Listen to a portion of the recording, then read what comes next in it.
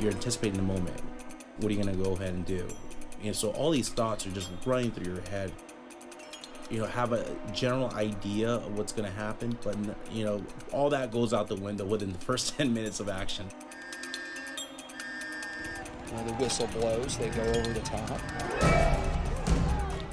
You know, before they're halfway to the German trenches, the Germans get out, they get in their machine gun bunkers, British come in view and rat-tat-tat-tat-tat-tat-tat-tat.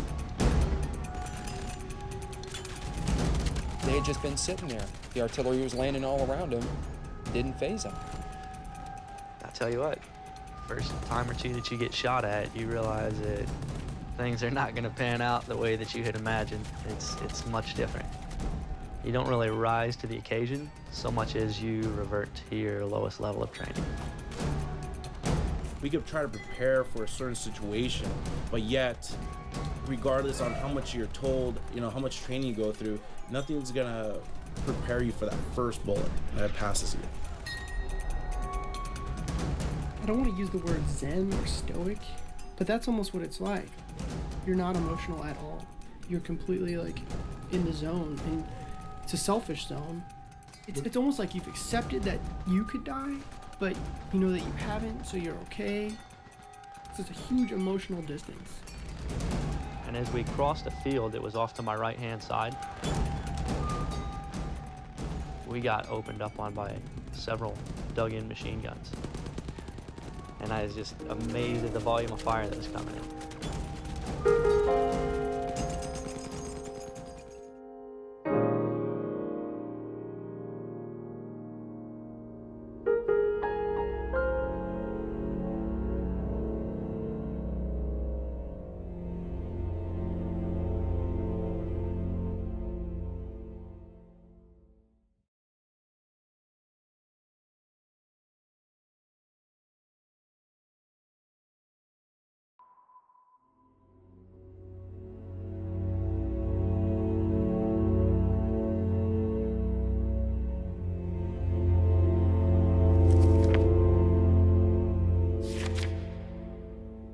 Human history is a story of conflict and violence.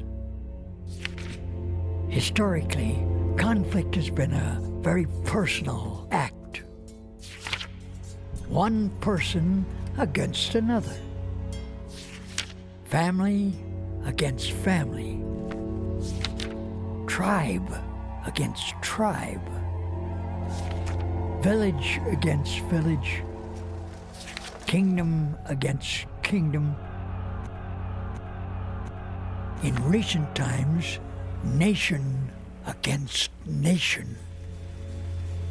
In 1914, a war enveloped most of the planet.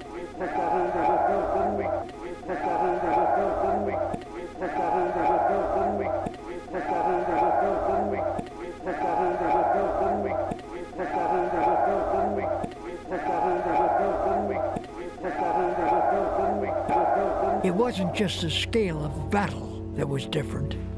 Million-man armies pitched one against another in thousands of locations around the planet.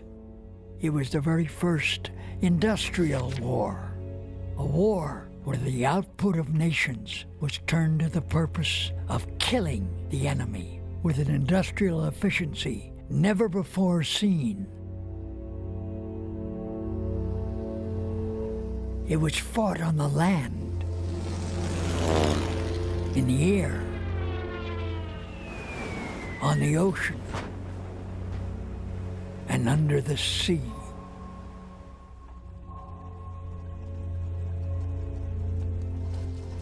There was a hope that this war would be the war to end all wars. 100 years ago, man's lust for war culminated in the bloodiest battle in the history of the earth, the Battle of the Somme. The soldier's story is the same today as it was 100 years ago. The voices you are about to hear are real combat veterans from today. We are not actors. There is no script. We are speaking of our own personal experiences. These are our stories.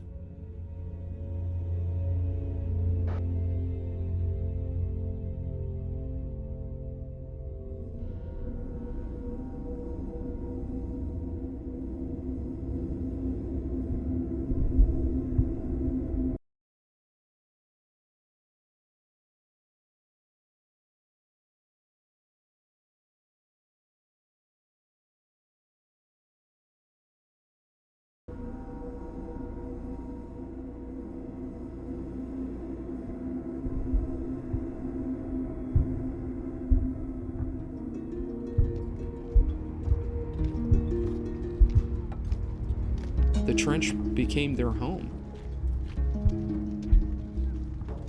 You defecate, eat, fight, and sleep all in the same basic 15, 20-yard area.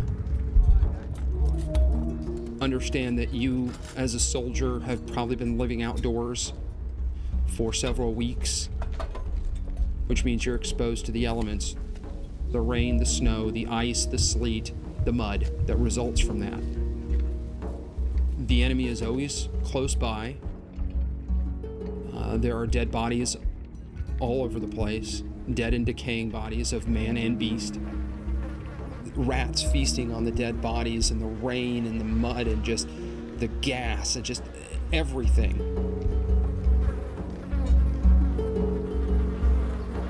I mean, it was kind of miserable, you know, living in the field. I mean, literally sleeping in the rain, in the mud. Like you dig a trench and, you know, you're fighting position. I was just so exhausted because I hadn't probably slept in a few days. And I just wrapped myself up in my poncho and just slept in this mud pit in the rain. And actually got frostbite. The Germans, they had some of the creature comforts. And some of these were concrete and steel reinforced. They had electricity in some of these because they knew they were there to stay. And the Germans had picked out their positions in advance. The British did not really believe in creature comforts. The British High Command did not want you to be comfortable in your trench because they didn't want you to be comfortable. They wanted you to go on the attack. They didn't want you to stay there. They didn't want to make it comfortable for you as a motivator to go over the top.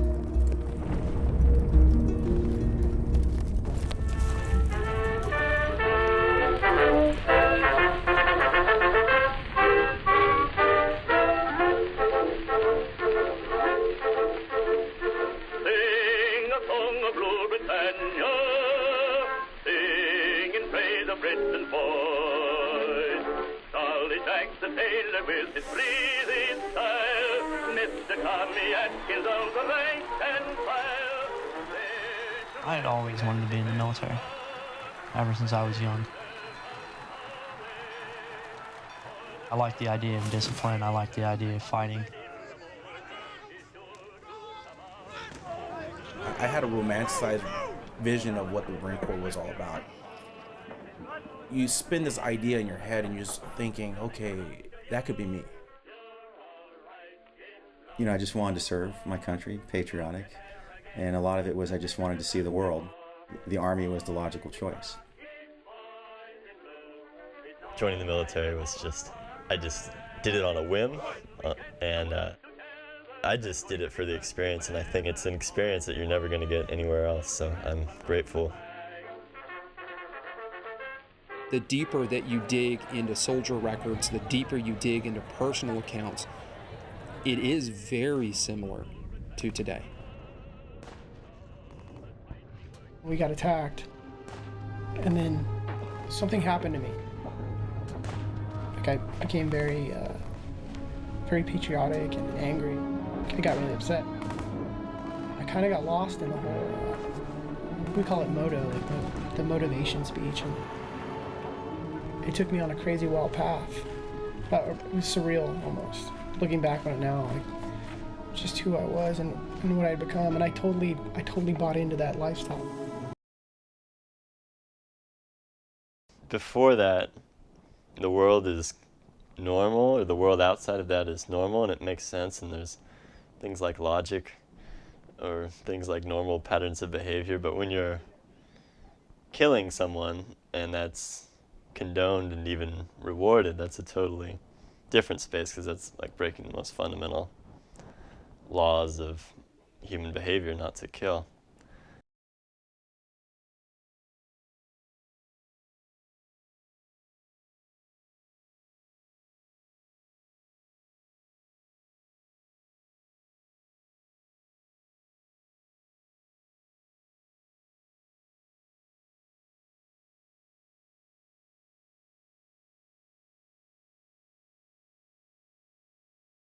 Yes, they're proud to be Americans. Yes, they're proud to be British. They were proud to be Germans. But I think that when you get right down into it, when you dig down to the core, they're not fighting because of King George. They're not fighting because of Uncle Sam. They're not fighting because the Kaiser.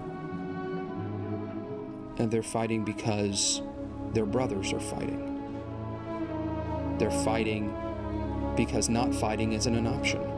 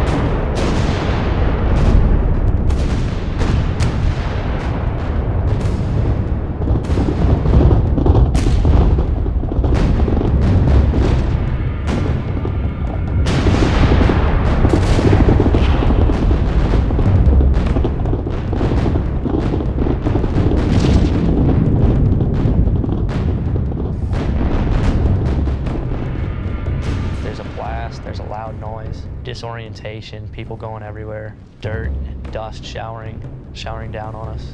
Just a loss of kind of everything that's going on for a few seconds. You're completely out of it. All of a sudden you just hear booms coming from around your camp, which, you know, we were constantly being mortared once or twice a day. It just wasn't stopping. Basically, it was just pandemonium. You can feel it in your chest, and it takes the wind out of your lungs a little bit, and that's exactly how it's just boom, and it shakes everything. You know, the one time my ears rung for like 2 days, it was just so right there. My asshole puckered up so tight you couldn't even fit a pen needle through it.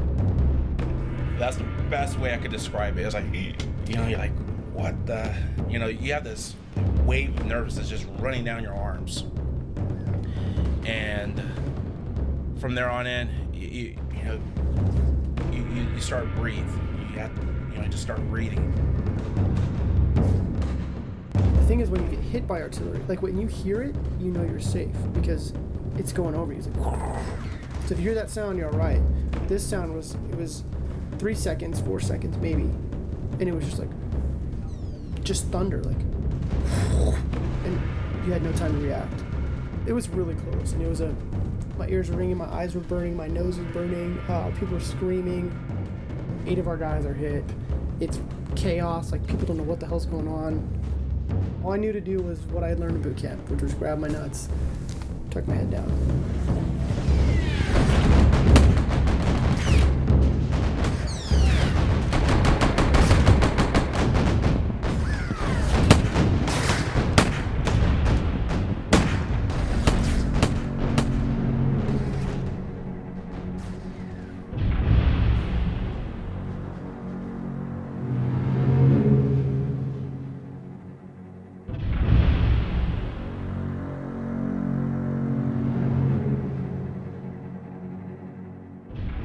you'd end up waiting on the word to go. Just waiting. The adrenaline's already flowing. You know, when somebody comes in and says, hey, we've got a mission, you are trying to listen, but you know, your mind is also doing its own thing. What are we gonna hit? How hard is the resistance? How accurate is our intelligence? All that kind of stuff. And the smell, oh God. When you first get, you know, a big group of guys, let's just say about 50 to 120, who haven't taken a shower in a while, everybody stinks. I joined a fight, they're promising me a fight, everybody's happy. And I'm talking from the officers down to privates. Everybody was like excited. I think the officers knew that this was potentially going to be a huge battle, like historic, so they were extra amped, and we're amped because we're like, oh yeah, we finally get to serve our country and do our duty and get to experience war, like something we had thought we would never experience.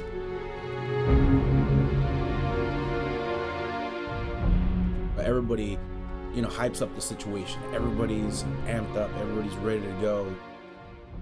You know, your adrenaline just starts pumping, and everybody motivates each other. As the time gets closer, your heart's still pumping, but if anything, you're starting to feel nervous.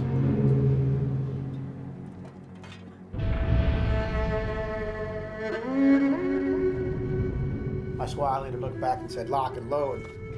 Then I knew it was real. You know, because now you got live ammunition in your rifle. It's not on the firing range no more.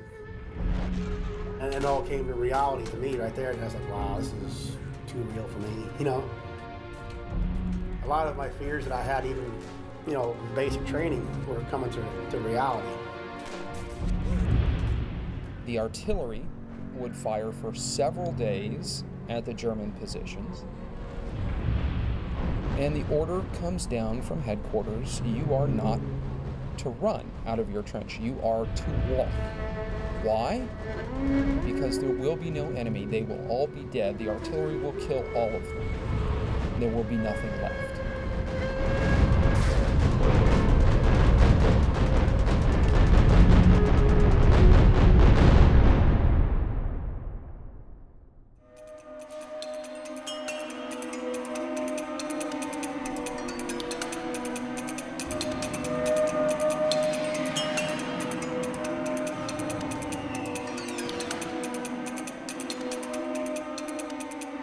You're anticipating the moment. What are you gonna go ahead and do? And so all these thoughts are just running through your head. You know, have a general idea of what's gonna happen, but you know, all that goes out the window within the first 10 minutes of action. And the whistle blows, they go over the top. You know, before they're halfway to the German trenches, the Germans get out, they get in their machine gun bunkers. The British come in view and rat-tat-tat-tat-tat-tat-tat. They had just been sitting there. The artillery was landing all around them. It didn't faze them. I tell you what, first time that you get shot at, you realize that things are not going to pan out the way that you had imagined. It's much different. You don't really rise to the occasion so much as you revert to your lowest level of training. We could try to prepare for a certain situation, but yet, regardless on how much you're told, you know, how much training you go through, nothing's gonna prepare you for that first bullet that passes you. I don't want to use the word zen or stoic, but that's almost what it's like. You're not emotional at all. You're completely like in the zone, and it's a selfish zone. It's almost like you've accepted that you could die, but you know that you haven't, so you're okay. It's just a huge emotional distance. It was just like becoming a machine. And as we crossed the field, it was off to my right-hand side. We got opened up on by several dug-in machine guns. And I was just amazed at the volume of fire that's coming.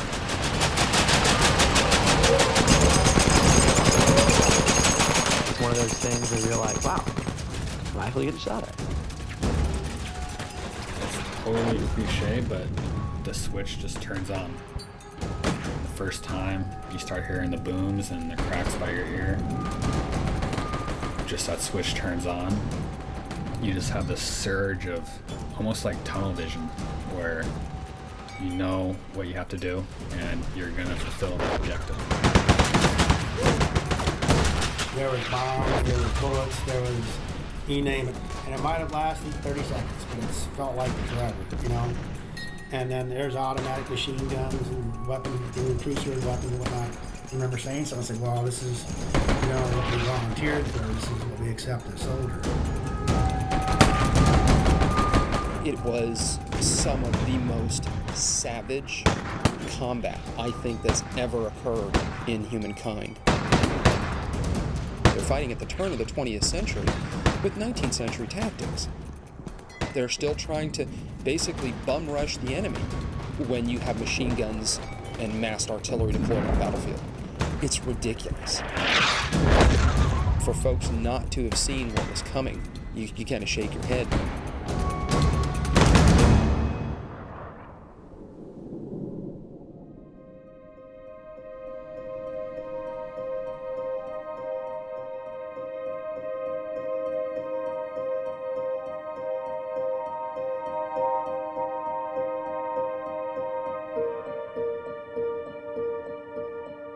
July 1st, 1916, the Black Day for the British Army. 60,000. 60,000 in one day. They lost 15 to 20,000 men the first hour.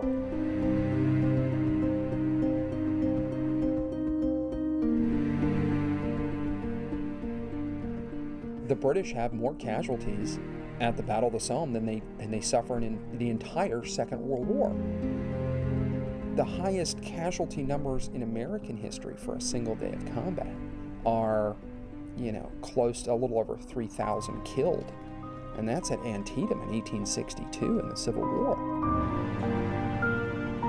At that point, I think anybody in their right mind would have said, whoa, stop. And they didn't, and the battle went on.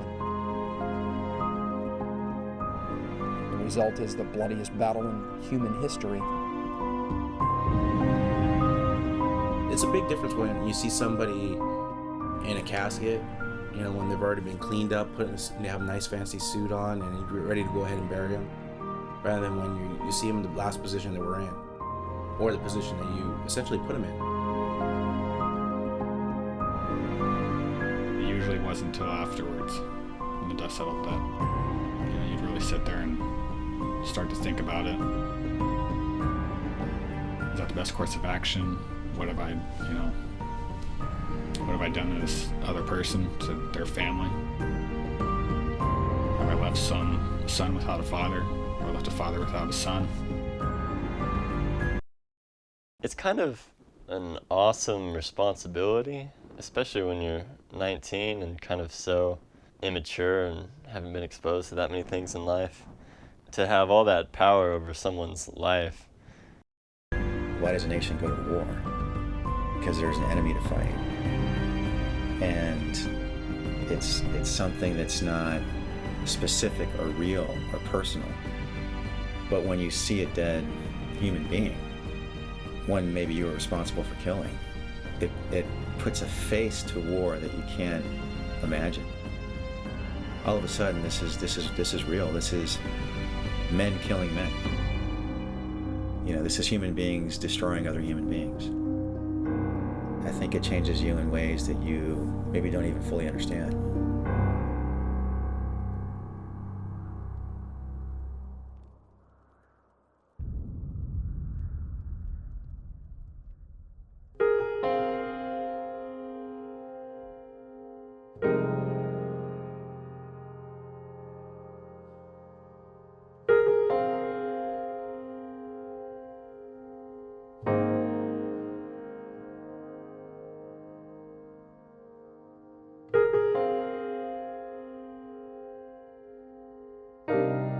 There's some things that you'll never figure out. You'll never really understand why some things happen, why some things don't. Why did the guy next to me get hit? Why was I literally unable to react when I knew exactly what to do?